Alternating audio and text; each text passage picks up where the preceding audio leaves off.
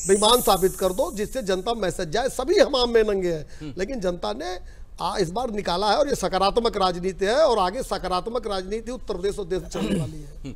मैं एक सवाल जो है वो अपने सहयोगी यहाँ पे जो हमारे मेहमान बैठे हैं अमित गुरुजी आपसे भी मैं पूछूंगा, लेकिन उससे पहले जितेंद्र वर्मा जी आपसे पूछना चाहूँगा कि क्या रुझान के हिसाब से जो अब तक जो रुझान आ रहे हैं उनके हिसाब से क्या आप ये सोचने पर मजबूर नहीं हो रहे हैं कि शायद गठबंधन की जो सोच आपने जो अप्लाई की, जो पालन की, वो शायद उल्टी पड़ गई? नहीं, उल्टी नहीं पड़ी है बिल्कुल भी। अभी देखिए 5-6 राउंड की काउंटिंग में कोई आगे पीछे चलता रहता है चुनाव में। कोई किसी विधानसभा में आगे हो जाएगा, कोई किसी विधानसभा में हो सकता है इसी विधानसभा में अभी काउंटिंग हुई है जिसमें ये आगे हो गया। आगे भी बहुत सी विधानसभाएं होंगी, बहुत से राउंड होंगे जिसमें गठबंधन हमें लगता है 50+ रहेगा और अब बड़ी जीत दर्ज करेंगे उत्तर प्रदेश में। चलिए, अभी भी उम्मीद है कि 50+ रहेगा और बड़ी जीत दर्ज करेंगे। अमित जी, आप कुछ आपने हाथ उठाया था बीच में, कुछ कहना चाह रहे थे, बोलिए। नहीं, मैं ये कहना चाह रहा था, अभी शुक्ला जी दावा कर रहे थे, तो आप जो कमेंट कर रहे हैं आप ये मान के चल रहे हैं कि ये परिणाम हो गया है कि राहुल गांधी जी चुनाव हार गए। नहीं, मैं बार-बार रुझान की बात कर रहा हूं। मैं आपकी बात नहीं कर रहा, मैंने शुक्ला जी के जो दावे अभी प्रस्तुत कर रहे थे, जैसे लग रहा था परिणाम पे कमेंट हो रहा है। अभी तो परिणाम आया नहीं है, थोड़ा सा इंतजार कर ले। जहां तक रुझानों पे देखिए इतना उत्साह तो चलता है ना, अरे क्यों चलेगा, इस छक्का फोड़ देते हैं लोग बिहार में। मैं बता रहा हूँ, इस क्षणिक उत्साह पे मैं इनको साधुवाद और बधाई देता हूँ, क्षणिक उत्साह की शुभकामनाएं इनको। लेकिन कहीं से अभी आपने कहा कि मूलभूत सुविधाएं अमेठी में नहीं है। हमारे संवाददाता मुजफ्फरनगर से रणवीर सिंह मौजूद है, मुजफ्फरनगर का हाल जानते हैं, ये भी बहुत अहम सीट है। रणवीर जी बताइए, क्या हाल है वहां पर, क्या अपडेट है वहां पर? राहुल गांधी आगे होगा मुजफ्फरनगर में रालोद प्रत्याशी चौधरी अजीत सिंह और भाजपा प्रत्याशी डॉक्टर संजीव बालियान के बीच कांटे का मुकाबला चल रहा है। यहाँ पर लगातार 3 राउंड में बीजेपी ने लगातार सफलता ली है, और लेकिन चौथे राउंड में डॉक्टर संजीव बालियान बीजेपी के जो प्रत्याशी है वो पीछे आ गए हैं, और चौधरी अजीत सिंह 4093 मतों से चौथे राउंड के बाद आगे हैं। ओके, चौधरी अजीत सिंह इस चौथे राउंड में आगे चल रहे हैं। चलिए रणवीर जी, बाकायदा नजर बना कर रखिए, ये बेहद अहम सीट है अजीत सिंह के लिए भी और संजीव बालियान के लिए भी। हम दोबारा आपसे अपडेट लेंगे यहाँ पर। तो अभी जो मुजफ्फरनगर से अपडेट आया है उसमें यह है कि 3 चरणों में बीजेपी आगे थी, लेकिन चौथे चरण में जो है चौधरी अजीत सिंह इस समय लीड कर रहे हैं। क्या कहना चाहेंगे? देखिए, हमारे ख्याल से 28-30 राउंड है और 4 चरणों में अगर पटक्का फोड़ रहे हैं तो बिहार वाला हाल ना हो जाए। बिहार में भी इन्होंने कहा था 12 बजे अमित शाह बोले निकलेंगे नीतीश जी, 12:30 गवर्नर हाउस जाएंगे और ये मुख्यमंत्री ऑफिस उनका आखिरी दिन होगा, इस्तीफा देंगे और लौट आएंगे अपने पुराने सरकारी आवास में। तो ज़्यादा जल्दी पटक्का फोड़ने की ना रखे भाजपा। अभी कई राज्य हैं, दक्षिण भी है, 24 राउंड भी 25 राउंड बाकी है। चलिए, ये आगे पीछे चलेगा और 50+ हम आगे। मुजफ्फरनगर में अजीत सिंह चौथे चरण में आगे हैं, चेहरे में मुस्कुराहट है। नहीं, हम अभी होना भी चाहिए, क्यों इन्हीं का उत्साह बढ़ सकता है क्या? अभी 4 राउंड में अगर पूरा रिजल्ट आप घोषित करोगे तो एग्जिट पोल पर शपथ दिला देते हैं। आगे बताओ, इनके मैं कह रहा हूँ अगर 4 राउंड सम्मान करना चाहिए। मैं कह रहा हूँ 4 राउंड में अगर जीत मान लेते तो एग्जिट पोल पर शपथ दिला देते, काहे चुनाव करा दिया। अगर कहीं कोई आगे पीछे होगा जाहिर सी बात उत्साह बढ़ेगा। अभी 50+ होगा गठबंधन तो उत्साह बीजेपी का गिरेगा, ये सब तो चलेगा ही। यही कह रहा हूं अभी अगर मान लीजिए गठबंधन 28 सीट पे आगे हो गया है, भाई बढ़ने लायक है, इनका रुझान दिख रहा है। जिसका रुझान बढ़ेगा वो उत्साह बढ़ेगा। अच्छा, उत्तर प्रदेश की 80 लोकसभा सीटों की अगर बात की जाए तो यहाँ पर जातीय समीकरण की बात जो है वो हमेशा हावी रही है, और एक प्रश्न बड़ा पैदा होता है कि इस जातीय समीकरण से क्या उत्तर प्रदेश की राजनीति कभी निकल पाएगी? सुरेश जी, क्या देखते हैं? लेकिन आप एक बात देखिए, भविष्य क्या देखते हैं? निकल पाएगी या नहीं निकल पाएगी, ये बड़ा ऐसा सवाल है, मतलब भविष्य के गर्भ में है। लेकिन आप ये देखिए कि चाहे 2014 रहा लोकसभा रहा, 2017 रहा, और अगर यही स्थिति रही जैसे रुझान चल रहे हैं, तो निश्चित रूप से जातीय समीकरण टूटे हैं, निश्चित रूप से टूटे हैं। क्योंकि कहीं ना कहीं जो गठबंधन, मैंने कहा ना, जैसे हम लोग व्यक्तिगत रूप से मेरा मानना था कि गठबंधन जैसे हो सकता है जितेंद्र वर्मा की बात सही भी हो, लेकिन रुझान अभी वो दर्शा नहीं रहे हैं। हम लोग भी ये मानते थे कि गठबंधन कम से कम 45 से 50 सीटों पर जीत दर्ज करेगा। सुरेश जी, इस वक्त एक बड़ी खबर, ये ब्रेकिंग इस समय आ रही है यहाँ पर। बीजेपी झांसी से अनुराग शर्मा इस समय लीड कर रहे हैं, ये ब्रेकिंग न्यूज आ रही है। 37,248 वोटों से जो यहाँ पर जीत ये आगे चल रहे हैं, यहाँ पर झांसी से ये बात हुई थी जी। तो इसलिए मैंने कहा जाति समीकरण या जाति संतुलन ये सच्चाई है उत्तर प्रदेश की, और इसे स्वीकार करना चाहिए, और सभी राजनीतिक दल इसे स्वीकार करते हैं। जब भी आप देखिए, जब प्रत्याशियों का चयन होता है या प्रत्याशियों का चयन कहीं न कहीं विधानसभा लोकसभा की जो जातिगत समीकरण हैं, लोग भले राजनीतिक दल ये दावा करें कि हमने जाति समीकरण नहीं देखे हैं, हमने इन समीकरणों पर नहीं देखा हमने, लेकिन सच्चाई ये है कि सभी राजनीतिक दल इन समीकरणों पर एक नज़र रखते हैं और उसी समीकरण के आधार पर उनके टिकटों का बंटवारा भी होता है। तो ये तो एक सच्चाई स्वीकार करना पड़ेगा, लेकिन वो कहीं ये सच्चाई देखी इन चुनाव में, कहीं जो मुद्दे निश्चित रूप से ये समीकरण ना हावी होकर के कहीं देश हित वाले मुद्दे ज्यादा हावी हो गए हैं, और देश की बात भावना की जो बात की गई उसी का चमक परिणाम ये दिखाई दे रहा है, रुझान में दिखाई दे रहा है। अच्छा, सपा का गढ़ माने जाने वाले अगर क्षेत्रों की बात करें, जैसे मैनपुरी, आजमगढ़ की बात करें और कन्नौज की बात करें, मैनपुरी का जिक्र करें तो मैनपुरी में जो है, जैसा अभी आया कि मुलायम सिंह यादव इस समय आगे चल रहे हैं, वो लीड कर रहे हैं इसमें, तो क्या लगता है कि जैसे मुलायम सिंह यादव ने अनाउंस किया था कि मैनपुरी वासियों से, मंच पे आकर उन्होंने बात कही थी कि मैनपुरी वासियों से ये अनुरोध है कि ये मेरा आखिरी का चुनाव है और इसके बाद मैं चुनाव नहीं लड़ूंगा, तो मुलायम सिंह यादव को ये जो बढ़त मिली है, ये जो जनता का जो प्यार मिल रहा है, ये क्या सहानुभूति का है उनको? नहीं, देखिए, मुलायम सिंह निश्चित रूप से कद्दावर नेता रहे हैं, बड़े और नेता मुलायम सिंह एक तरह से ये कहा जाए, जब 2014 में आंधी चल रही थी भारतीय जनता पार्टी, तब भी मुलायम 2 सीटों से जीत पाने सफल रहे थे, और ये भी कहीं ना कहीं आप देखें, आप भले परिवारवाद का आरोप लगाएं, उस आंधी में मुलायम सिंह के ही परिवार के सदस्य जीत पाए थे, ये भी एक सच्चाई है। ये समीकरणों की बात नहीं है, निश्चित रूप से मुलायम सिंह जी एक लोकप्रिय नेता, और अभी तक तो मैं रुझानों की बात नहीं करता, क्योंकि मुलायम सिंह से ये कह देना कि मेरा अंतिम चुनाव है और सहानुभूति की लहर, मैं इसे नहीं मानता। मुलायम सिंह निश्चित रूप से एक कद्दावर नेता है, एक जमीनी नेता है। हाँ, थोड़ा गठबंधनों से निश्चित रूप से उनकी साख को थोड़ा दांव जरूर लगा, जो नहीं लगना चाहिए था, और मुलायम सिंह के लिए कभी कोई जाके वोट मांगे, कोई तारीख, ये उनके लिए नहीं है। मुलायम सिंह निश्चित रूप से व्यक्तिगत रूप से चुनाव जीतने की क्षमता रखते हैं। इस वक्त एक बड़ी खबर इस समय आ रही है स्मृति ईरानी से रिलेटेड, बीजेपी अमेठी में इस समय स्मृति ईरानी, उनसे जुड़ी ये खबर है, 62,000 वोटों से वो आगे चल रही है इस समय, 6200 से, माफ कीजिएगा, 6200 से इस समय जो है वो आगे चल रही है स्मृति ईरानी, और ये बड़ी खबर है जो इस समय आ रही है। बिल्कुल, चलिए, आप हर समय अमित गुरु को झटका देते जा रहे हैं, बीच में बोलने से रोकते हैं। नहीं, अब झटका नहीं दूंगा। चलिए अमित जी बताइए, आप ये एक सवाल जो है, ये मैं जो है पूछना, बीजेपी के हम मनीष शुक्ला से ये सवाल पूछ लेते हैं कि अच्छा, पूरे चुनाव के घटनाक्रम को अगर देखें तो आप भारतीय जनता पार्टी को में अपना सबसे बड़ा प्रतिद्वंदी किसे मानते हैं? गठबंधन को मानते हैं कि कांग्रेस को मानते हैं?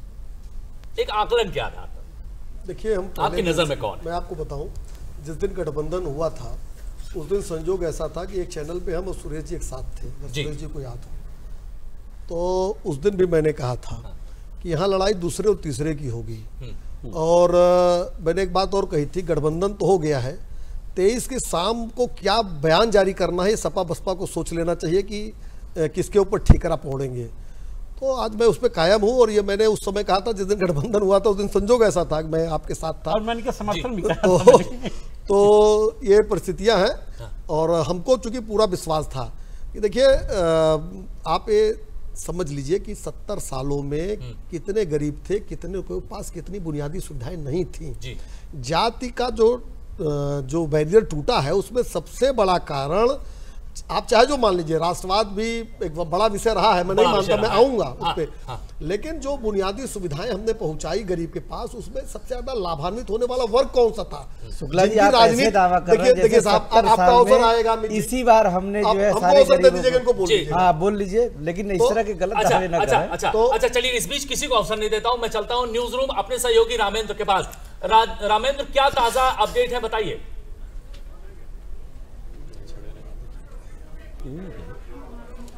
देखिए रामेश जी बताइए क्या आप लग रहे हैं उत्तर प्रदेश के सीन में, अगर केवल हम बात कर रहे हैं तो ये लगता है कि आंधी नहीं सुनामी है। जो जाति गठबंधन और जाति दलों का गठबंधन करके आगे बढ़ना चाह रहे थे, उनको लगता था इतना गेन करेंगे कि केंद्र की सत्ता में पहुंचेंगे, वो सारे सपने चकनाचूर हो रहे हैं। और जो सांप्रदायिक राजनीति से आगे बढ़े थे, पूरे देश के 70 सालों में हिंदू मुस्लिम के बीच खाई बढ़ाकर आगे बढ़ रहे थे, उनका भी सपना टूट रहा है। 80 सीटों में लगभग 58 सीटों पर भारतीय जनता पार्टी आगे है, 21 सीटों पर गठबंधन आगे है और केवल रायबरेली की सीट पर सोनिया गांधी आगे हैं।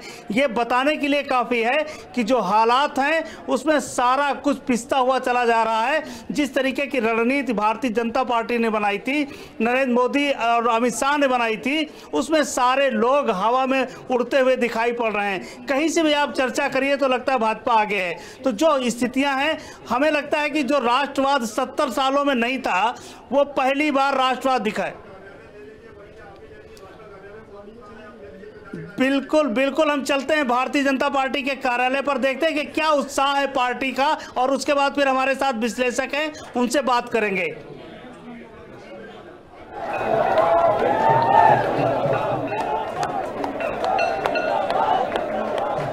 अमित जी, क्या स्थिति है? अभी इस समय हम भाजपा कार्यालय में मौजूद हैं और भाजपा कार्यालय में जिस तरीके से रुझान आ रहे हैं और जिस तरीके से रुझानों के जरिए दिखाया जा रहा है कि भारतीय जनता पार्टी एक बार फिर सत्ता में वापसी करती दिख रही है। और यहाँ आप देख सकते हैं, मैं कैमरामैन से कहूँगा अपने कि हमारे कैमरे के जरिए हमारे दर्शकों को दिखाएं कि किस तरीके का जश्न का माहौल है और पार्टी कार्यकर्ताओं में पूरी तरीके से देख सकते हैं कि किस तरीके से जश्न मना रहे हैं। लगातार एक अलग ही उत्साह है, ये उत्साह है दोबारा जो उनको पूरी उम्मीद है कि जब ये नतीजों में आएंगे, ये जो रुझान है, जिस रुझानों के जरिए ये जश्न मना रहे हैं कि उनकी पार्टी सत्ता में आ रही है, और जब ये नतीजे पूर्ण रूप से शाम तक जब आ जाएंगे तो उनकी पार्टी भारतीय जनता पार्टी एक बार फिर से 2019 में सरकार बनाएगी और नरेंद्र मोदी के नेतृत्व में पुनः भारतीय जनता पार्टी की सरकार होगी। और जिस तरीके से एनडीए को एक बड़ा बहुमत मिलता दिख रहा है, तो ये लगभग 48 साल बाद ये तीसरा मौका है भारतीय राजनीति में जब किसी प्रधानमंत्री ने लगातार दूसरी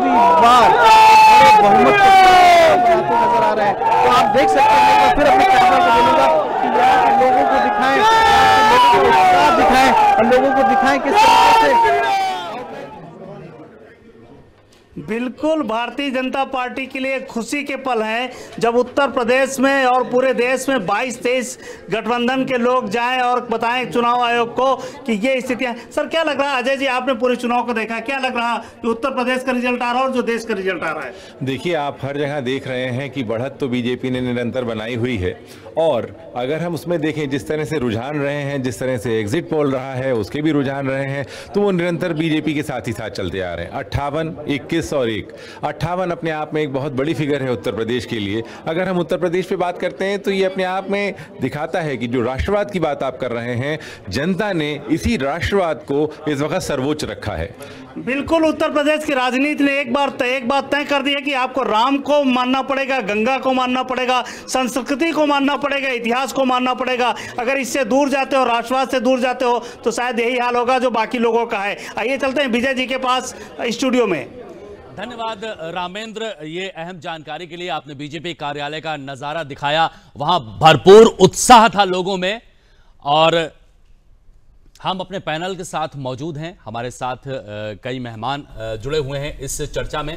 आज का दिन 23 मई का बेहद खास है और इस विषय पर जो है वो रुझानों की अगर बात करें तो भारतीय जनता पार्टी एनडीए जो है वो इस समय लीड कर रही है।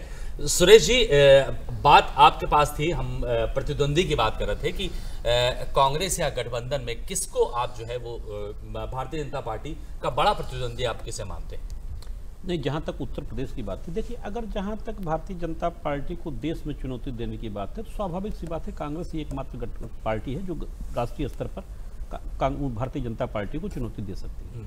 हाँ, उत्तर प्रदेश में पिछले करीब 30 वर्षों से कांग्रेस उस स्थिति में नहीं आ पाई, वो कहीं ना कहीं भारतीय जनता पार्टी या कड़ी टक्कर दे सके।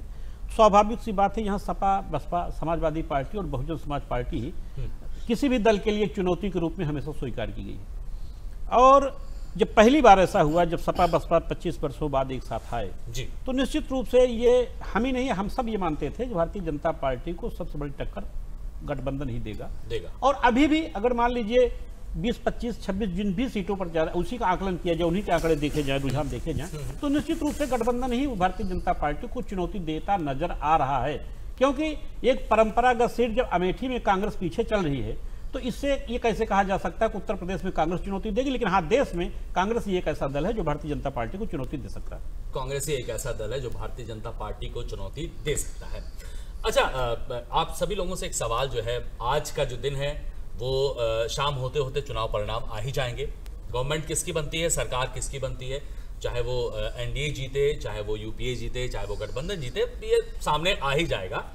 लेकिन चूंकि आप लोग वरिष्ठ लोग हैं, आपका अनुभव बहुत ज्यादा है आप सभी लोगों का, और सबसे ज्यादा तो सुरेश बहादुर सिंह, आप चूंकि पत्रकार रहे हैं, आपने हर पहलू से स्थितियों को देखा है। अब आप क्या समझते हैं कि आगामी, चलिए मैं सवाल पूछने से पहले ब्रेकिंग न्यूज ले लेता हूं।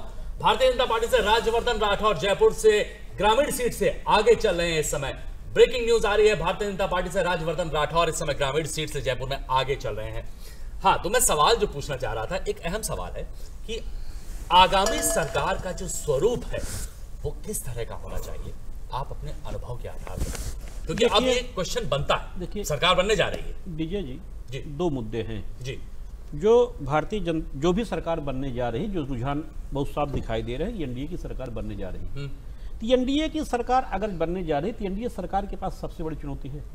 एनडीए चाहे जो भी दावा करे, हम लोग चाहे जितने करें, गरीबी मुद्दा नहीं रहा, विकास मुद्दा नहीं रहा, बेरोजगारी मुद्दा नहीं रहा, मुद्दा सिर्फ सर्जिकल स्ट्राइक था। Surgical strike. और आपने कहा, और कहा ही नहीं, आप जिस तरह से आपको रुझान मिल रहे हैं, उससे आपने देश को आश्वस्त भी किया और देश ने आपको मान भी लिया कि आप ही के हाथों में देश सुरक्षित है। बिल्कुल। तो अब देश की सुरक्षा की जिम्मेदारी भी आपकी है। तो अब अगली बार जनता ये चाहेगी, मैं समझता हूं कि पीओके हो सकता है न रहे, अब हो सकता है पीओके भारत का अंग बन जाए जी, या हो सकता है पाकिस्तान जो है, पाकिस्तान की चुनौती समाप्त हो जाए, हो सकता है पाकिस्तान खत्म हो जाए, बिल्कुल, चीन से जो हमारे संकेत मिले, चीन का संकट खत्म हो जाए, क्योंकि आपने जनता को बताया है कि देश आपके हाथों में सुरक्षित है। तो आपको जनता को भी बताना पड़ेगा कि देश हमारे हाथ में सुरक्षित है। और आप ही ने कहा 370 हटाना आपके लिए संकट है, 35 ये आपको हटाना पड़ेगा। अब तो कहीं ना कहीं उन सारे मुद्दों को आपको लागू करना पड़ेगा जिनको आपने वादे किया और जिनको आपने जनता को बताया है और जनता ने जिसको स्वीकार किया है। बिल्कुल। अमित गुरु जी, आप से इस पे मैं टिप्पणी लेना चाहूंगा कि कैसा स्वरूप आप चाहते हैं। देखिए, एक चीज़ मैं आपको स्वरूप पे मैं बात कर लूँगा। अभी हमारे वरिष्ठ पत्रकार इस बात पे, राष्ट्रवाद पे जो बातें चल रही थी जी, मुझे तो ताज्जुब होता है। बहरहाल मैं जनता को क्लेम नहीं कर सकता, जनता जनार्दन है, वो जिसे चाहेगी उसे चुनेगी। लेकिन आपने देखा होगा इसके पूर्व में भी हमने कभी ये नहीं कहा कि ये सेना हमारी है। इस देश की सेना ने 3-3 बार युद्ध लड़ा, शानदार तरीके से लड़ा, पाकिस्तान को हराया, उसके 2 टुकड़े किया, बहुत सारी चीजें हुई। देश ने उसको भी सराहा, नहीं देश ने उसको भी स्वागत नहीं किया, सराहा, लेकिन एक सर्जिकल स्ट्राइक हमने भी की। अब उसका प्रोपगेंडा अब बनाया जाता है कि इन्होंने नहीं की, ये आरटीआई इन्होंने नहीं की।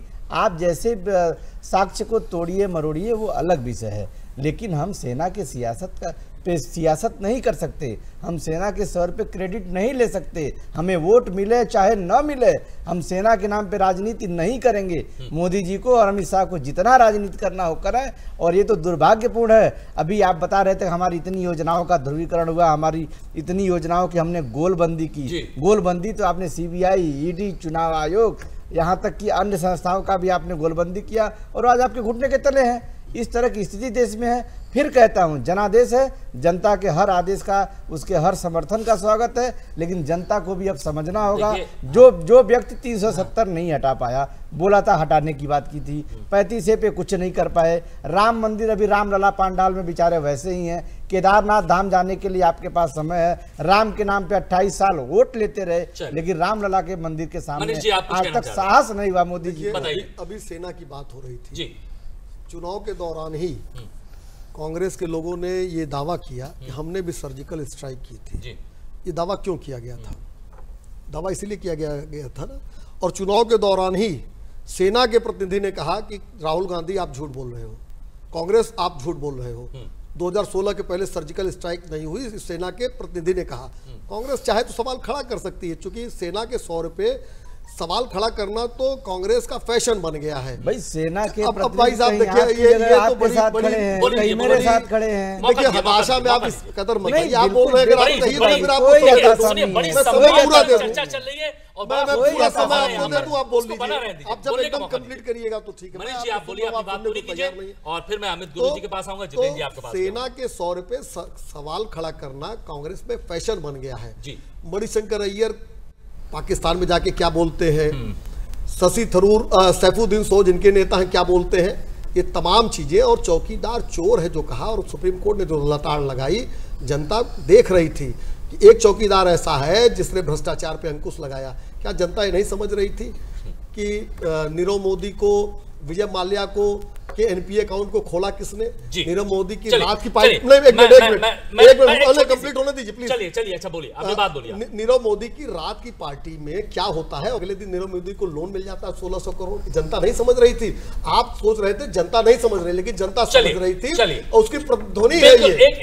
एक बहुत छोटी सी टिप्पणी मैं एक बहुत छोटी सी टिप्पणी जितेंद्र जी से एक छोटी सी टिप्पणी लेना चाहूंगा, उसके बाद न्यूज रूम जाऊंगा, हमारे सहयोगी रामेंद्र इंतजार कर रहे हैं। बोलिए, एक बहुत ही छोटी सी टिप्पणी बोलिए जितेंद्र जी, क्या कहना चाहेंगे? जिस तरीके से सेना के शौर्य का श्रेय लेने की कोशिश, इसमें कोई दो राय नहीं है। मोदी जी ने मंचों से भी कहा और बड़े बड़े मंचों से रैलियों में कहा, ये कोई नई बात नहीं थी, उन्होंने शुरू से ही कहना शुरू कर दिया था। और चुनाव आयोग का जबकि सख्त निर्देश भी था कि आप सेना के नाम पे, पुलवामा के नाम पे और राष्ट्रवाद का प्रचार करके चुनाव में वोट नहीं मांगेंगे, लेकिन उसके बाद भी वो नहीं माने। लेकिन चुनाव आयोग ने फिर कार्रवाई भी नहीं किया।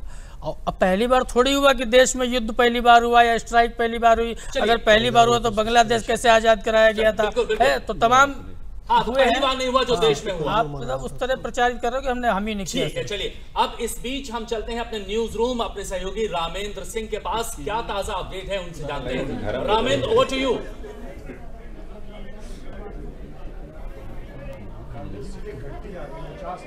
बिल्कुल, आइए पहले ले चलते हैं दिल्ली का अपडेट क्या है, दिल्ली देख लेते हैं।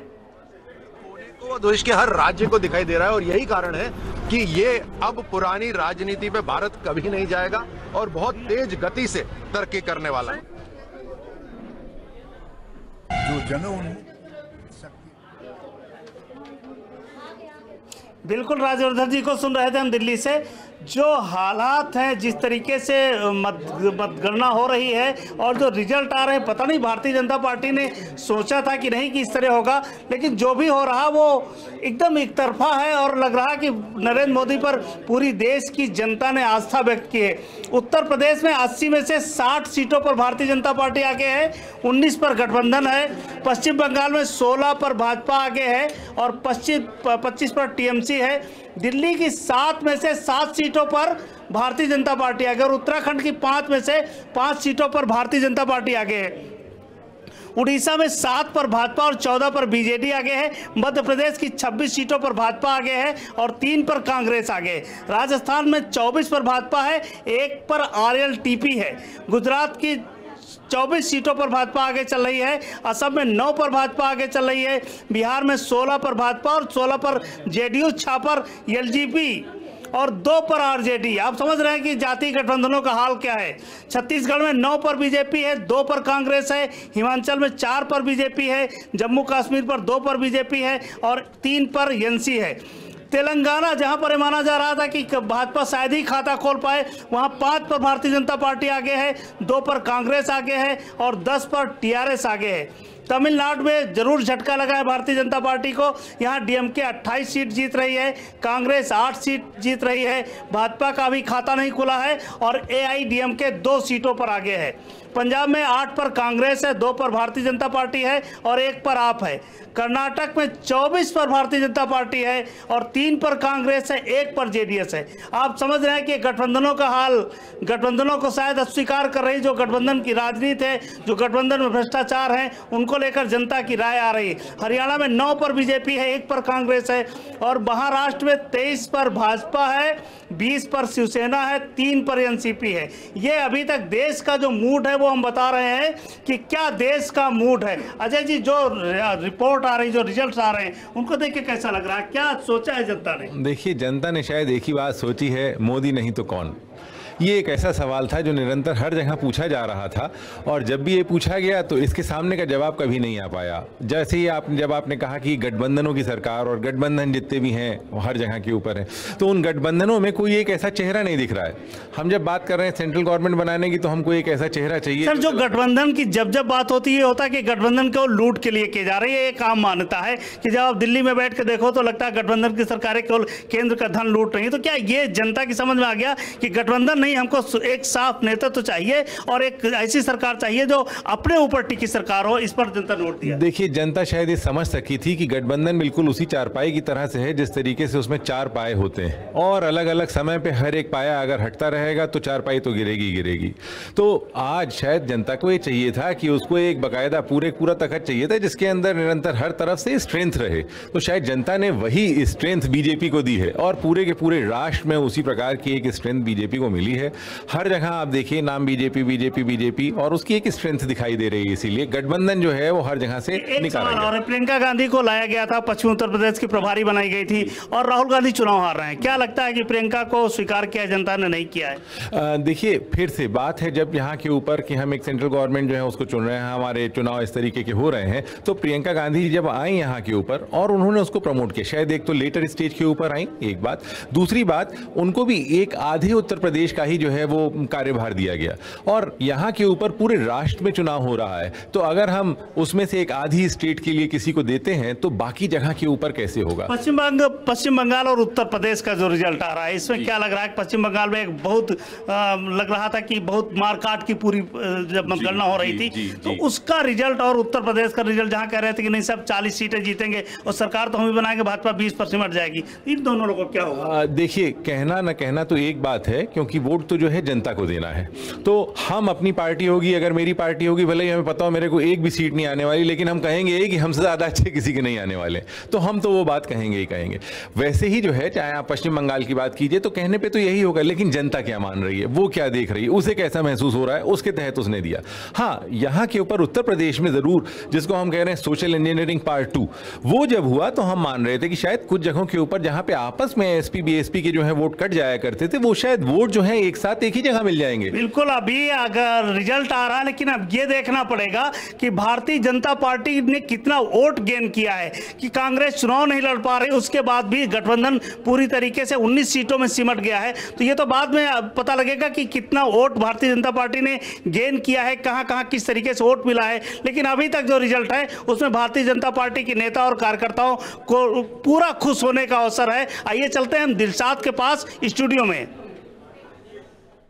धन्यवाद रामेंद्र, लगातार पूरी जानकारी देने के लिए। और आपके साथ जो राजनीतिक विश्लेषक मौजूद थे, उन्होंने एक अच्छी बात कही। उन्होंने कहा कि ये कहीं ना कहीं सोशल इंजीनियरिंग पार्ट 2 है। सोशल इंजीनियरिंग का शब्द जो है ये हमने सुना था मायावती के समय में, लेकिन ये पार्ट 2 क्या है इसे समझने की जरूरत है। लेकिन ये एक महत्वपूर्ण बात है कि दुनिया के सबसे बड़े लोकतंत्र का जो महत्वपूर्ण चुनाव हो रहा है उसके नतीजे आ जा रहे हैं, और उसके महापर्व के नतीजे सुबह से दूरदर्शन उत्तर प्रदेश पे हम 7 देर से लगातार आप तक दिखाने की कोशिश कर रहे हैं, बताने की कोशिश कर रहे हैं कि कैसे हर सीटों पर कौन सी पार्टी आगे है, कौन सी पार्टी पीछे है। खास करके उत्तर प्रदेश में जहां पर प्रधानमंत्री नरेंद्र मोदी खुद चुनाव मैदान में हैं, तो दूसरी तरफ कांग्रेस के अध्यक्ष राहुल गांधी और कांग्रेस की पूर्व अध्यक्षा सोनिया गांधी और अखिलेश यादव, समाजवादी पार्टी के अध्यक्ष अखिलेश यादव, वो भी इसी उत्तर प्रदेश से चुनावी मैदान में है। सबकी निगाहें यहां लगी हुई हैं, और सब तरफ जो निगाहें हैं वो ये है कि उत्तर प्रदेश के नतीजे क्या आ रहे हैं, रुझान क्या आ रहे हैं, हम लगातार आपको बता रहे हैं। और अब तक के जो आप हैं वो आपने टीवी स्क्रीन पे आप देख सकते हैं कि 349 सीटें ऐसी हैं,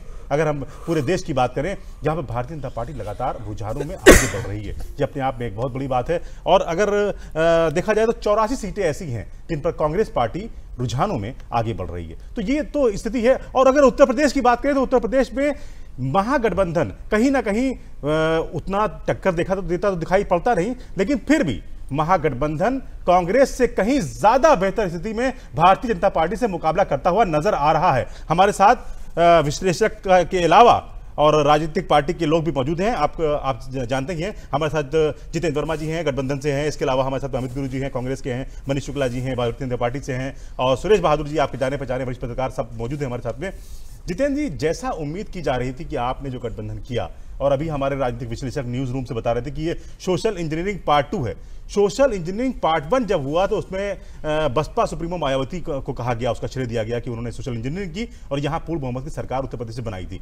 अगर इसे सोशल इंजीनियरिंग पार्ट 2 मान लिया जाए तो क्या इस सोशल इंजीनियरिंग में जाति आधार नहीं है, बल्कि कुछ और ही, ये राष्ट्रवाद एक अपने आप में जाति बन गई है, देश एक जाति बन गई है, क्या कुछ आपको नजर आ रहा है? नहीं, ऐसा नहीं है। देखिए, सभी जात धर्म के लोगों को टिकट दिए गठबंधन ने, चाहे वो सामान्य जाति से होते, चाहे अल्पसंख्यक हो, चाहे किसी भी जात धर्म के हो, सबको लेके हमने हर जात धर्म के लोगों को टिकट दिया। सभी लोग अच्छा लड़ रहे हैं, कहीं पर हम 10,000 से पीछे हैं तो कहीं 20,000 से आगे हैं। ये आगे पीछे की स्थिति अभी काफ़ी देर तक चलेगी, क्योंकि 28 से 30 राउंड मतगणना पूरी होनी है, और जब तक आधी से ज़्यादा मतगणना नहीं हो जाती तो बड़ी लीड और कम होना या ज़्यादा होना, ये सब चीज़ें चलती रहेंगी। अभी हमें पूरी उम्मीद है गठबंधन का अच्छा परिणाम रहेगा, उत्तर प्रदेश में गठबंधन नंबर 1 पे रहेगा, और सबसे ज्यादा सीटें हम उत्तर प्रदेश में लेके आएंगे। अगर उत्तर प्रदेश में सीटें आप सबसे ज्यादा ले भी आते हैं, हालांकि रुझानों में ऐसा कुछ साफ दिखाई नहीं पड़ रहा है, उसके बाद भी स्थिति ये है कि देश में जो सामने स्थिति नजर आ रही है वो बिल्कुल अलग है। लेकिन चूंकि हम उत्तर प्रदेश की बात कर रहे हैं और उत्तर प्रदेश की हर सीट पे हमारी नजर है, बांदा हम चलते हैं, बांदा में जानने की कोशिश करते हैं कि क्या कुछ बांदा में है और क्या कुछ हो रहा है। जी दिलशाद, मैं आपको बता दूं कि बांदा में फिर से एक बार मोदी लहर दिखाई दे रही है। यहाँ पर जो बीजेपी प्रत्याशी हैं वो लगभग 55,778 वोटों से लीड कर रहे हैं इस समय 11वें चरण के बाद। 2,13,891 वोट उनको मिले हैं और 1,60,113 वोट गठबंधन प्रत्याशी श्यामाचरण गुप्ता को मिले हैं। जी हेलो, तो अभय जी, फिर जो स्थिति है, अभी तो रुझान है, लेकिन हमारे साथ में स्टूडियो में जो गठबंधन के लोग बैठे हुए हैं, समाजवादी पार्टी के लोग भी बैठे हुए हैं, उनका कहना है कि अभी ये रुझान है शुरुआती, लेकिन अंततः जीत हमारी होगी। क्या आपको लगता है कि रुझानों में बढ़त इतनी बन चुकी है कि अब जीत और अंतर जो है वो केवल एक रस्म अदायगी रह गई है? दिलशाद जी, एक चीज बता दें आपको कि 5-10 हजार का अंतर होता है तब तो हम रुझान कहते हैं कि फर्क पड़ जाएगा। शुरुआत में 5-10 हजार का अंतर था जो लगातार बढ़ता चला गया और 55,000 के पार हो गया है। तो अब ये नहीं लग रहा कि बहुत ज्यादा इसमें अंतर आने वाला है कुछ। अब जाहिर सी बात है, ये स्थिति धीरे धीरे स्पष्ट हो रही है कि बीजेपी ही यहाँ से जीतेगी और लगभग हर राउंड में बीजेपी बढ़त बनाती जा रही है। जी, हर राउंड बढ़त बनाती जा रही है। और बांदा में क्या, जब आप लोगों से मिले होंगे तो बांदा के लोगों के अंदर क्या उत्सुकता थी जब उन्होंने वोट डाले होंगे? क्योंकि आज तो अब नतीजे सामने आ रहे हैं, रुझान सामने आ रहे हैं। आज हम आपसे पूछ सकते हैं ये बात कि बांदा के लोगों ने क्या सोच के वोट डाला था, क्या उनकी नजर में प्राथमिकता थी? देखिए दिलशाद, इस बार भी बांदा में, पूरे बुंदेलखंड सहित बांदा में भी यही था कि मोदी जी को देख के ही लोग वोट कर रहे थे। यहाँ पर खास बात यह है कि लोग जो यहाँ के प्रत्याशी थे, आर.के. पटेल की बात ना करके मोदी के नाम पर वोट दिए, और कहीं ना कहीं राष्ट्रवाद इस बार फिर से यहाँ पर चला है।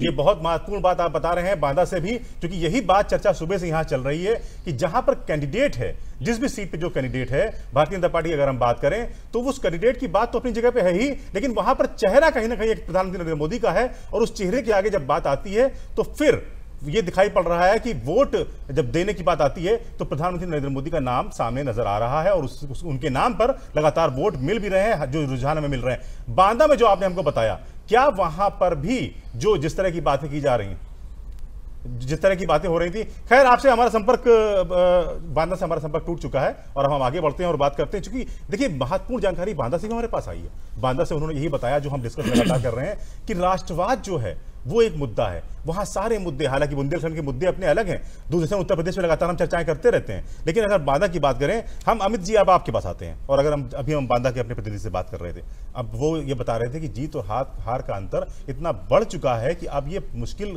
कहना है कि अगर हम इंतजार करें तो कुछ भी नतीजे हो सकते हैं। तो ये जो चीजें हैं, कहीं ना कहीं उन्होंने हमको ये बताया कि वहां भी, बांदा में भी, बांदा जैसी जगहों पर भी जहां पर पानी सूखा समस्या रहती है, वहां राष्ट्रवाद मुद्दा था।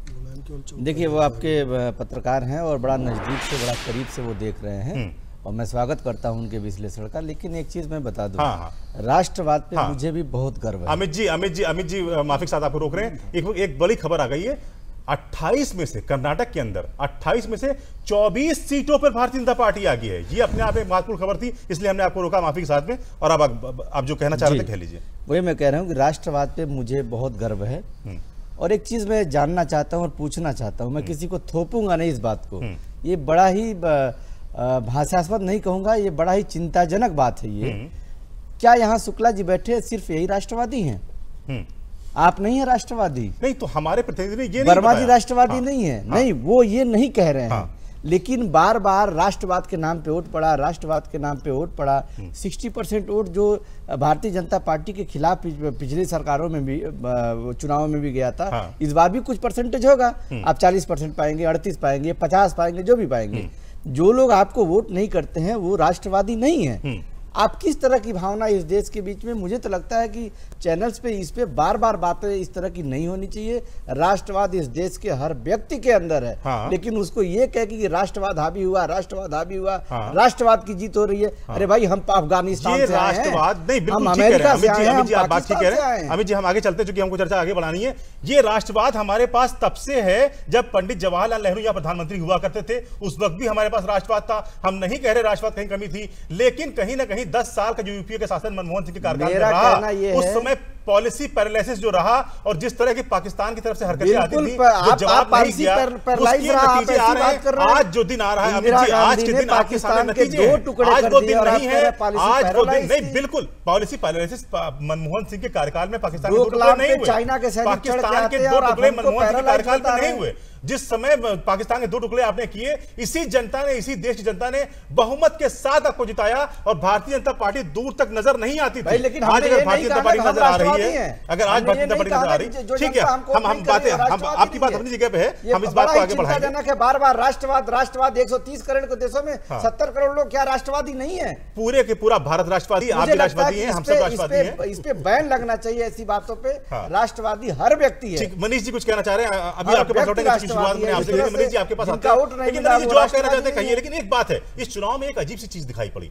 सबसे पहले अगर उत्तर प्रदेश की बात करें तो उत्तर प्रदेश के अंदर तो समाजवादी पार्टी, बहुजन समाज पार्टी, राष्ट्रीय लोकदल और पीछे से कांग्रेस का भी हाथ, सब ने मिलकर कोशिश करी कि हम आपको रोक देंगे।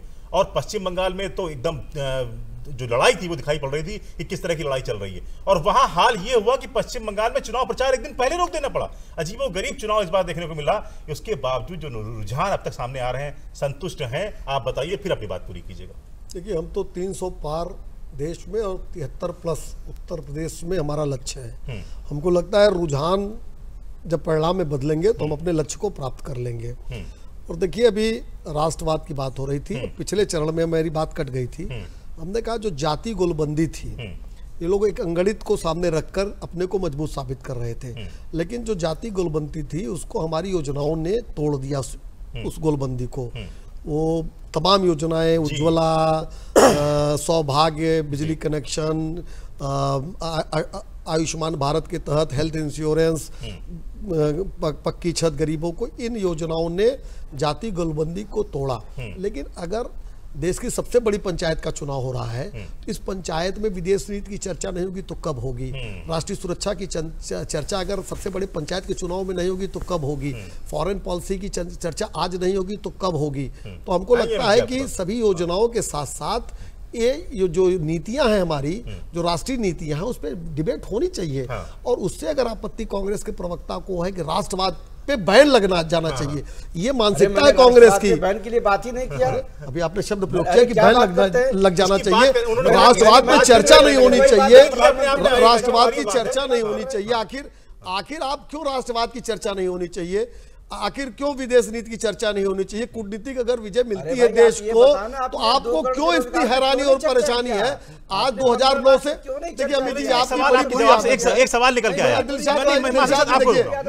चाहते हैं कि ठीक हो। नहीं, मैं आपको रोक रहा हूँ, माफी के साथ रोक रहा हूँ, क्योंकि आपकी जवाब से एक सवाल निकला है। अमित जी, वो सवाल लेके मैं आपके पास आ रहा हूँ, इन्हीं के जवाब से एक सवाल निकला है, वो सवाल लेके आ रहा हूँ। जो बात चल रही थी, इन्होंने कहा कि राष्ट्रवाद, आपने राष्ट्रवाद की बात रखी। आपने ये बात सही है कि आपने हमारे चैनल पे ये बात बोली और सामने खुल के बोली कि राष्ट्रवाद की जो बार बार बहस होती है, इस पर बैन लगना चाहिए। आपने बोला, भारतीय जनता पार्टी ने तुरंत इसको कैच किया। क्या यही कुछ पूरे देश में चल रहा था कि आपकी तरफ से कोई एक ऐसी बात बोली जाती है जिस बात को कहीं ना कहीं भारतीय जनता पार्टी पकड़ लेती है और उस पर फिर वो जो प्रचार प्रसार होता है वो ऐसा होता है जनता तक पहुंच जाता है? इसके बाद मुझे समय दे दीजिए। हाँ, बिल्कुल समय। लगातार चौथी बार इन्होंने इंटरप्ट किया। मैं आपको बता रहा हूँ, इंटरप्ट तब किया जाता है जब बिल्कुल बेबुनियाद बात है। और बेबुनियाद आपके बयान को हमने कहा, आपने कहा राष्ट्रवाद को बैन करना चाहिए, तो अब ये सवाल नहीं खड़ा होगा। आप राष्ट्रवाद को बैन करेंगे, बहुत लंबा समय है। आप राष्ट्रवाद को बैन करेंगे। यही चेहरा है कांग्रेस का, रुझान अच्छे यही चेहरा है कांग्रेस का, यही चेहरा है कांग्रेस का, राहुल गांधी का और अमित गुरु का।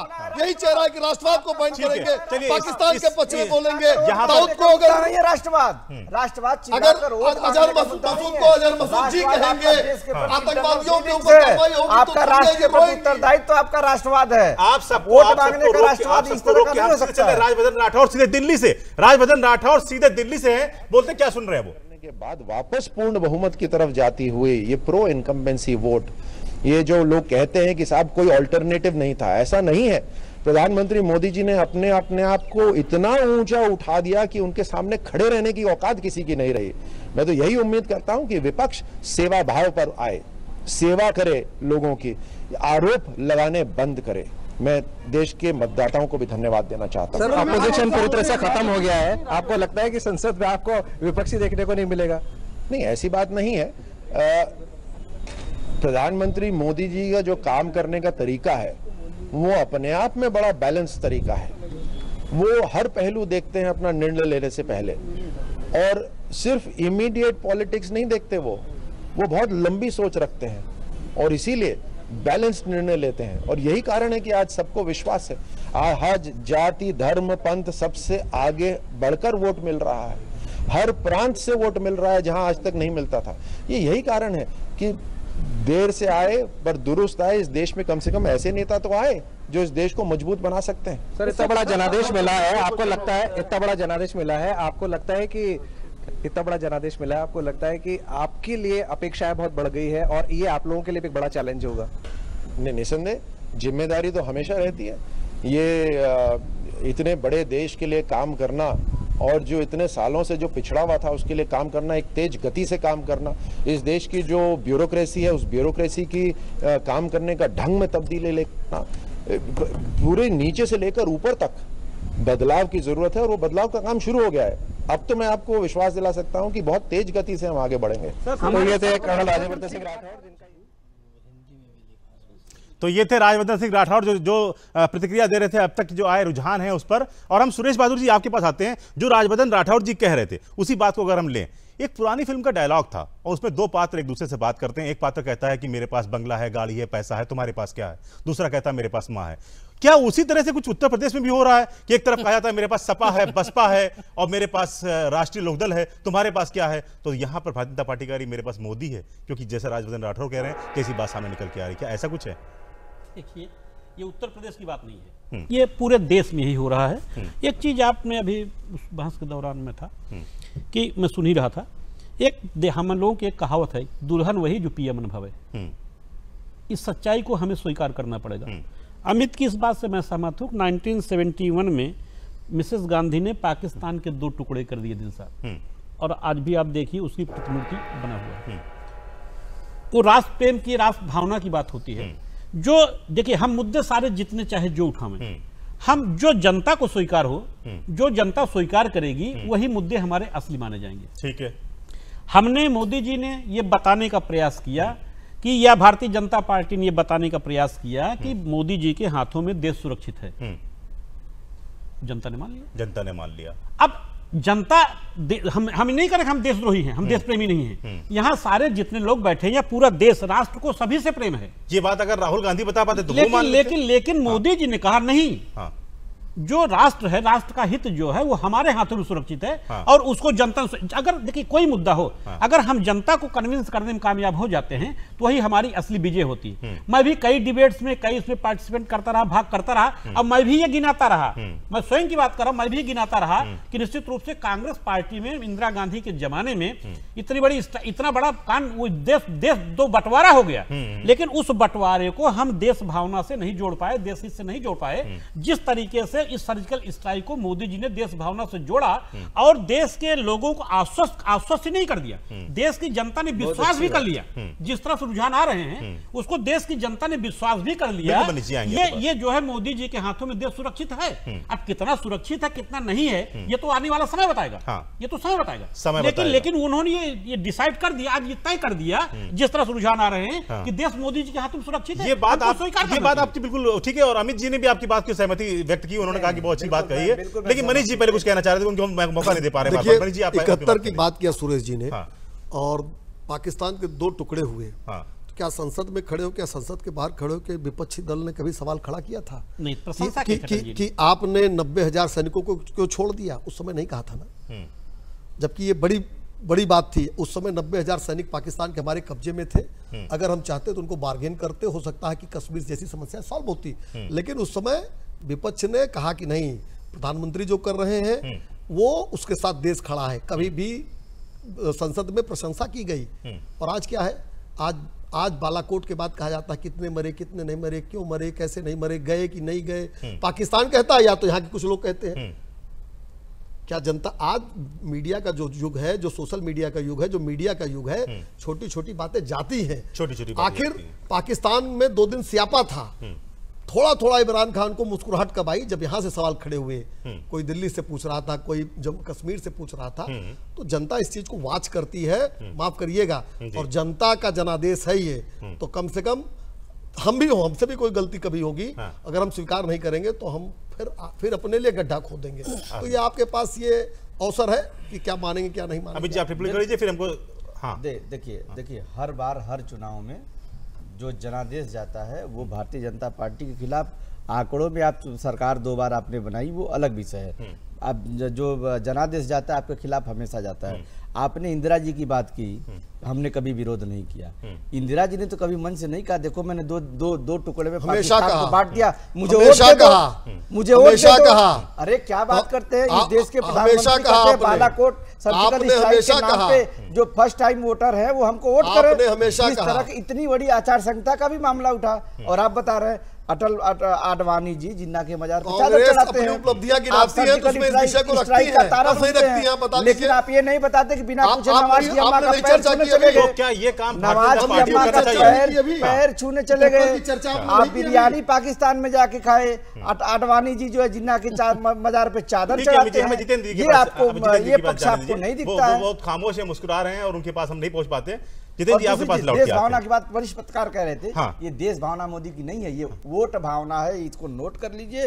और जनता इनको आज नहीं तो कल, आज ही इसी बार, अभी तो थोड़ा सा वेट करो। आज जनता जनार्दन का फैसला आ रहा है, आज जनता जनार्दन का फैसला आ रहा है, समझाने में कामयाब हो गए। बिल्कुल बिल्कुल अच्छी बात है, मोदी जी जनता को समझाने में कामयाब हो गए। हम तो मैंने कहा ना आपने इतना बड़ा पूरा देश बांट दिया पाकिस्तान, बिल्कुल अच्छी बात है, सहमत इस बात से। सर्जिकल स्ट्राइक ये देश में कामयाब हो गए, वो समझाने में जो रुझान बता रहे हैं, जो ये बताने में कामयाब हो गए कि मेरे ही हाथ में वो तो रुझान है। अभी कुछ नहीं बता रहे, दूरदर्शन उत्तर प्रदेश कुछ नहीं कह रहा है, जो कह रही जनता कह रही है। क्या इससे पहले देश असुरक्षित, इसके पहले देश, हाँ ये बात सही है कि वो समझाने में सफल रहे। फिर वही बात, ठीक है, मैं सहमत हूं। कभी असुरक्षित नहीं रहा देश, कभी असुरक्षित नहीं रहा, फांसी पे लटका है, इसको न्याय पहुंचाने के तक जितना जल्दी हो सके, और हम फांसी पे लटका दिया, बस आपको फांसी पे लटका है, अफजल गुरु को फांसी पे लटका दिया। देश का हर अरे आपके समय पठानकोट देश का हुआ, पुलवामा हुआ, अभी महाराष्ट्र में चुनाव के दौरान गढ़चिरौली के 16 जवान मार दिए गए। आप अपने आप विस्फोट देखिए। जितेंद्र जी आपके समय में आपकी सरकार ने आपने लगातार किए, और ये बात आपने नारे भी खूब लगाए कि हमने वादे पूरे किए, काम बोलता है, तमाम तरह की बातें आपकी तरफ से कही गई। गठबंधन हुआ, आप कहते हैं कि मायावती सरकार में भी काफी काम हुआ।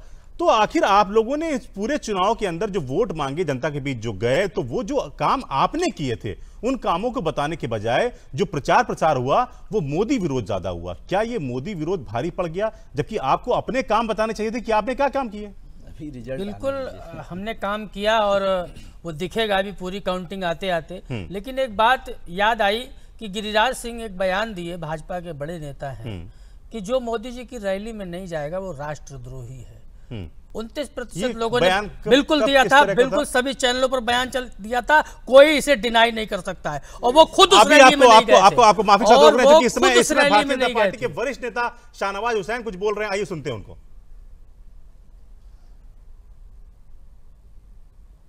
कि कोई विपक्षी पार्टी इतनी जिम्मेवार हो कि वो देश के माननीय प्रधानमंत्री के लिए इस तरह के ओछे शब्द का उपयोग करे, इस तरह की गालियां दे। उनको 100 से ज्यादा गालियां दी इस चुनाव के अंदर। विपक्ष के लोगों ने गालियां दी, जनता ने वोट के जरिए आशीर्वाद दिया है। मोदी जी ने कहा था कि जो विपक्ष की गाली की माला है उसको हम आशीर्वाद की माला मान के पहन लेंगे और जनता ने उसको आशीर्वाद में बदलने का काम किया है, क्योंकि नरेंद्र मोदी जी ने 5 साल तक एक दिन छुट्टी नहीं ली। इस चुनाव को तीर्थ यात्रा की तरह किया, पूरे देश के अंदर ये मान के कि वो इस देश के चौकीदार हैं और उनकी जिम्मेदारी है कि देश की चौकीदारी की जाए जी। उन्होंने समाज के हर वर्ग को जोड़ कर चलने का काम किया। एक फैक्टर मैं और जोड़ना चाहता हूं कि कहा जाता था कि लोग जात के नाम पर पार्टी बना लेंगे, 2 जात की पार्टियां मिल जाएंगी और नरेंद्र मोदी जी के सामने चुनौती देगी। अब ऐसा नहीं है, अब लोग जात, मजहब, भाषा, प्रांत की दीवार से उठकर नरेंद्र मोदी जी के साथ खड़े हैं और ये चुनाव संदेश गया है जी। शहनवाज जी, पॉजिटिव पॉलिटिक्स करेगा वही राज करेगा। शहनवाज जी, आप जो पॉलिटिक्स करने की बात करें, पॉजिटिव भारतीय जनता पार्टी के वरिष्ठ नेता शाहनवाज हुसैन जो बता रहे थे कि जात पात से ऊपर उठकर अब राजनीति हो रही है और अब जो राजनीति जात पात से उठ के ऊपर उठ होगी। जितेंद्र जी, हमने आपको रोका था, लेकिन आप पहले तो वही बताइए जो मैंने आपसे सवाल पूछा जी, आपसे जो सवाल पूछा था। लेकिन इस बीच एक हमारे पास बाराबंकी संवाददाता हमारे जुड़ गए हैं, क्योंकि हम चाहते हैं कि हम सारी जानकारी दर्शकों तक पहुंचा सके। माफी के साथ हम बाराबंकी चलते हैं और नितिन जी से जानने की कोशिश करते हैं। नितिन, क्या कुछ बाराबंकी के रिजल्ट हैं इस वक्त? जी, बाराबंकी में भी उपेंद्र सिंह रावत भारतीय जनता पार्टी के लीड कर रहे हैं, करीब 25,975। 8 राउंड की वोटिंग हो चुकी है, जिसमें उनको अभी 1,41,035 वोट मिले हैं।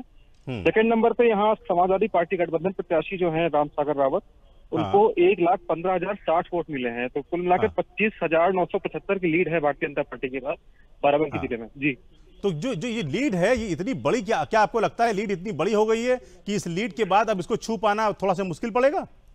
जी, अभी तक जो लग रहा है कि इस लीड के बाद उपेंद्र रावत एक कंफर्ट जोन में पहुंच चुके हैं और यहाँ से क्योंकि जो अब आगे की गणना होगी उसमें ऐसा माना जा रहा है कि उपेंद्र सिंह रावत को आगे लीड मिलने वाली है। अभी कुर्सी विधानसभा है यहाँ पर, जिसमें 34 राउंड की वोटिंग काउंटिंग होनी है, तो जहाँ से ये बीजेपी उम्मीद कर रही है कि अब ये लीड इनकी आगे बढ़ती ही जाएगी जी।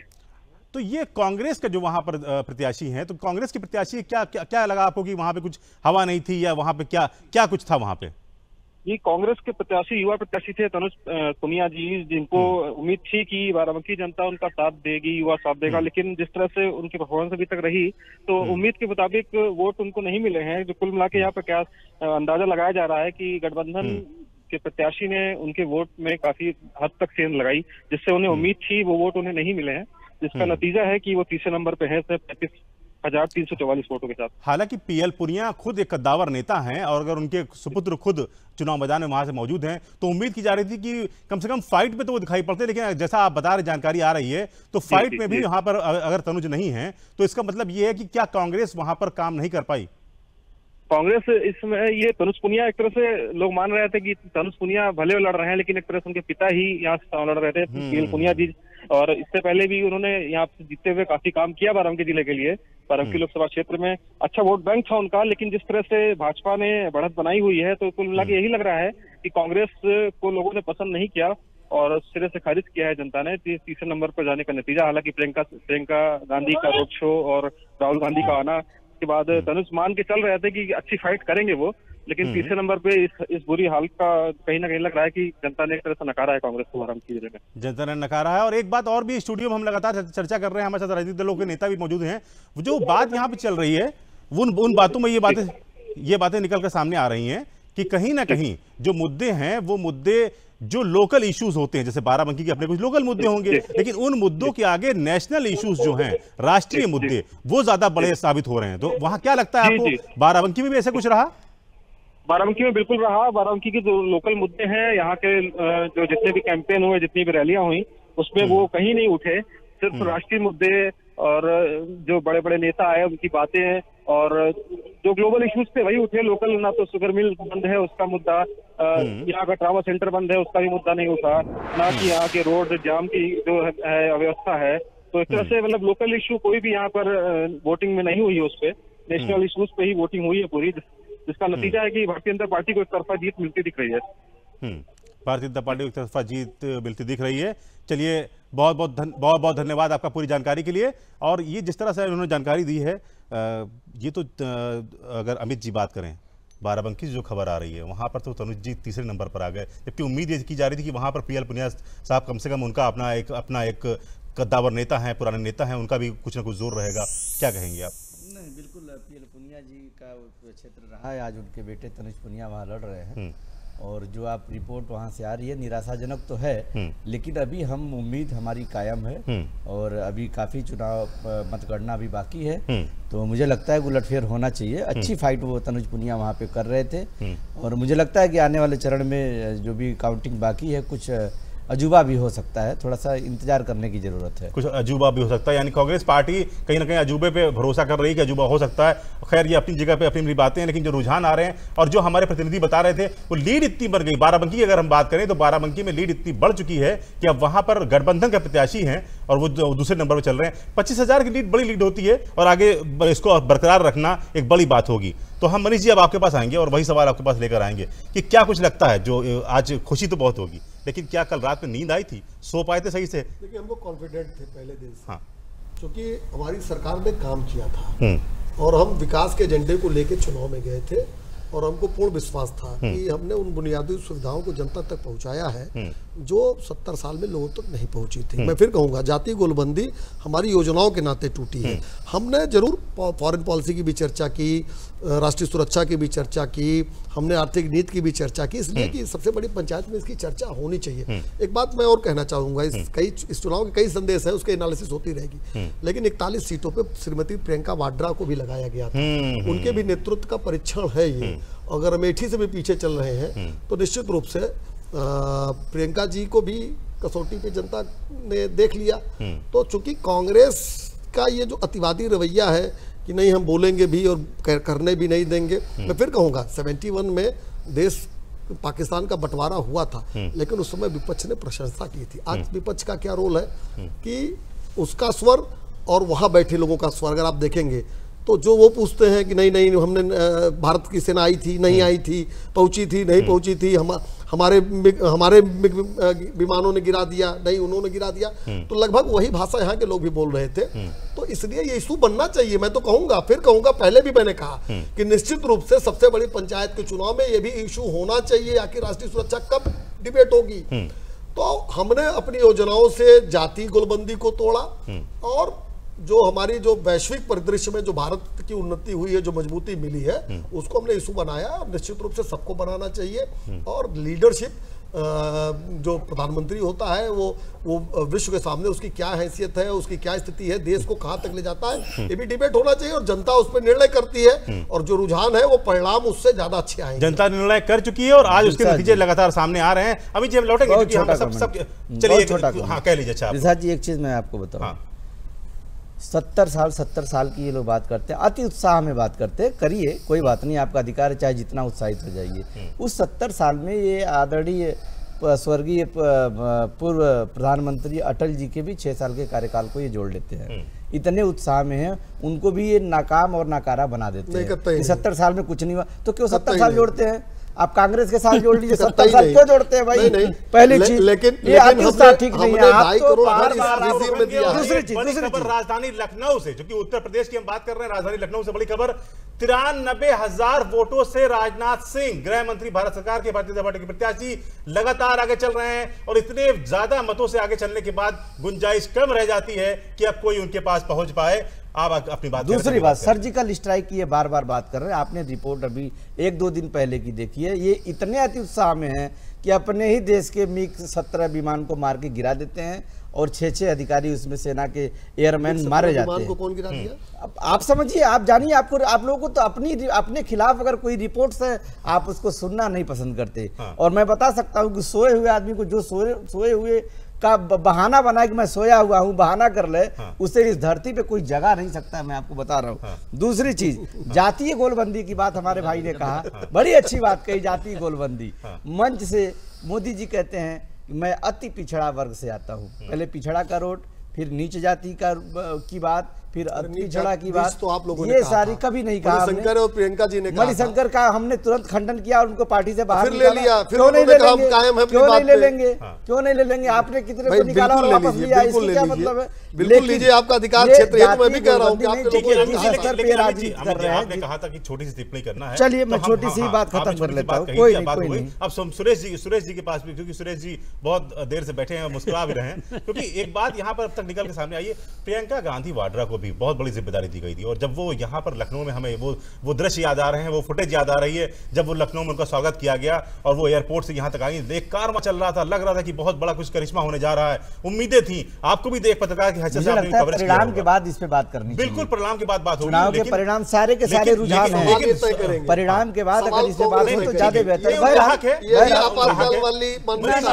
शुक्ला जी बिल्कुल नहीं, बिल्कुल नहीं, बिल्कुल नहीं। आपातकाल तो 5 साल से चल रहा है। लेकिन हमारा जो काम है, हमारा जो काम है वो हम कर लेंगे। मनीष जी, हमारा जो काम है वो हम कर लेंगे। उन्हें जो बोलना बोले दीजिए। हम सीधे राजीव जी के पास चलते हैं। हमारे संवाददाता करेगा तो मेरा भी अधिकार है। हमला नहीं कर रहा हूं। अपडेट है राजीव जी के पास। मैं वरिष्ठ पत्रकार का भी स्वागत कर रहा हूँ, एंकर महोदय का भी। मैं कहाँ हमला कर रहा हूँ? क्या कुछ आपको जानकारियां मिल पा रही हैं? क्या उत्साह है लोगों में? लोगों में जबरदस्त उत्साह है और तापमान तेजी से दिन का बढ़ रहा है, गर्मी के दिन है, लेकिन लोगों का उत्साह भी इसी तापमान के साथ साथ बढ़ रहा है। मेरे साथ में कई लोग ऐसे खड़े हुए हैं जो इस चुनाव परिणामों से बहुत खुश हैं। मैं उनसे आपकी बात कराना चाहूंगा। आपका क्या नाम है? सर, मेरा नाम प्रदीप कुमार है। मैं बीजेपी से, मेरी ज्वाइनिंग है सर। मैं कार्यकर्ता हूँ बीजेपी से। अच्छा जी सर।